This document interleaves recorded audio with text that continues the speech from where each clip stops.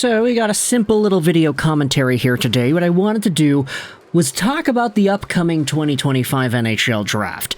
And I've been saying it all year. I'll repeat myself until the draft comes and goes, but this has been a weird year for draft-related content on the channel. You know? For the past few years, one of my favorite teams, at the very least, was always in either the lottery conversation or the top 5, top 7, top 10-ish prospect conversation. So there was always vindicative reasons to make videos consistently talking about prospects. But I think, just in my limited knowledge over here, that the 24-25 campaign was the first year where none of my favorite 3 teams were ever in the lottery race. Now, you can say that that wasn't the case for the entire year for the Montreal Canadiens, the subject of today's video. You could very well say, hey, the Habs were like 31st in the league at some point this year, right? So would it not be fair to say they were in the draft lottery conversation?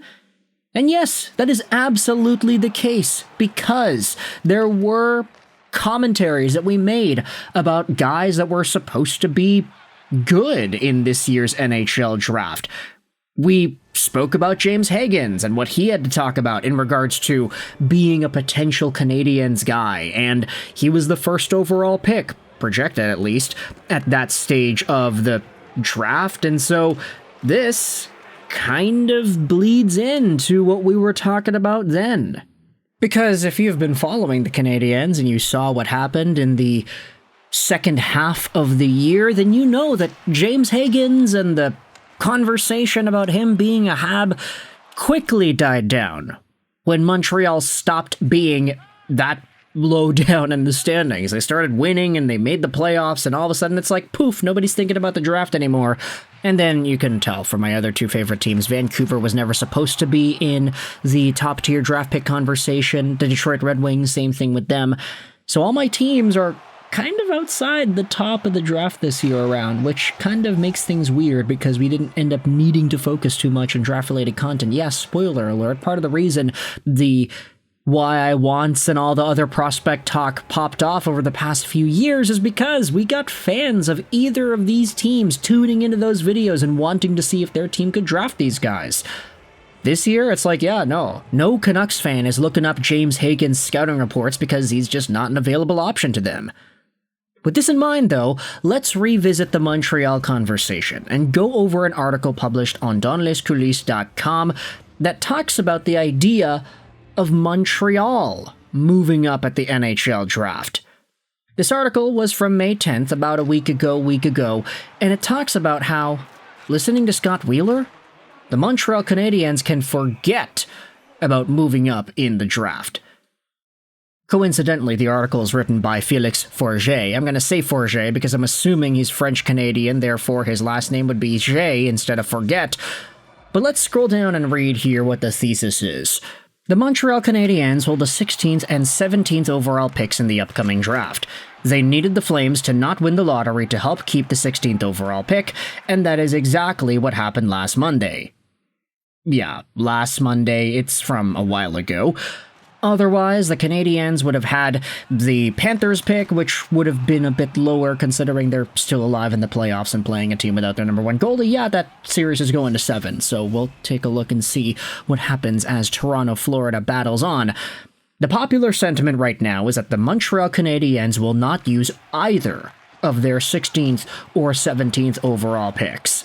We expect to see at least one of them traded, possibly to get the second-line center the club is looking for.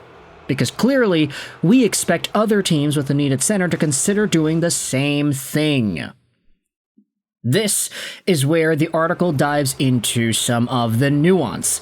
It talks about how teams like Vancouver, for example, are also in the hunt for a second-line center. And then it says here, however, there is a world in which the Habs use these 2 picks to move up in the draft.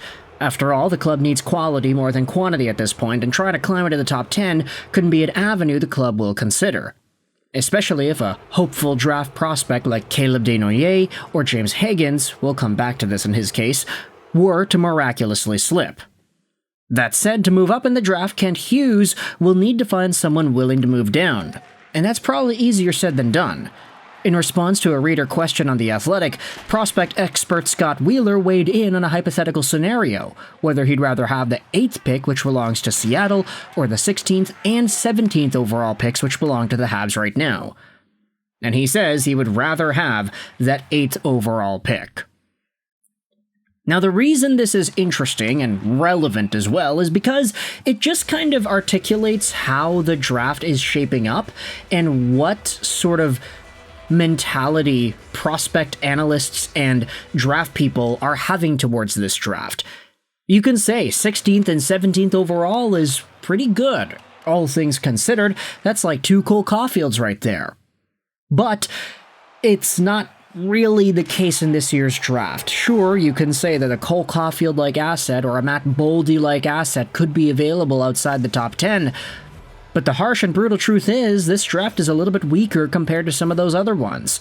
So, what's more valuable? 2 top 17 picks or 1 top 10 pick? And from the way things are shaping up, it seems like it's that top 10. So if Montreal wants to move up in the draft by using their 2 top 17 picks, then it's not going to be easy. They might have to add on a little bit more.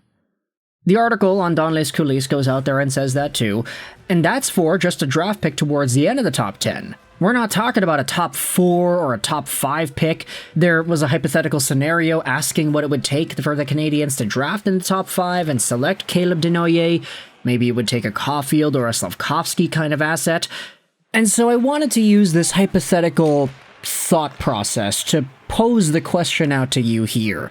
What do you think is the move with the Canadiens' top 2 first-round picks?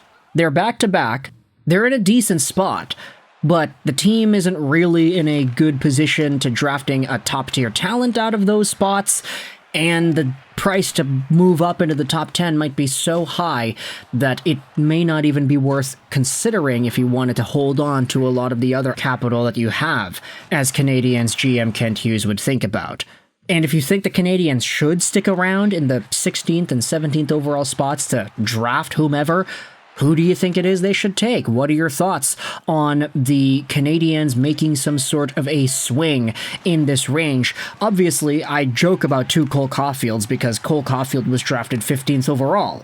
If there were 2 Cole Caulfield-like assets available in the 16th and 17th overall spots, then obviously it'd be easy to say get him. But that's not the reality that we live in this year.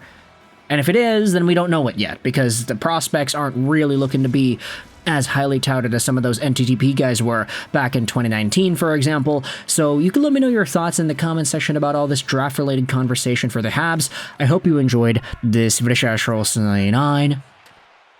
and bye.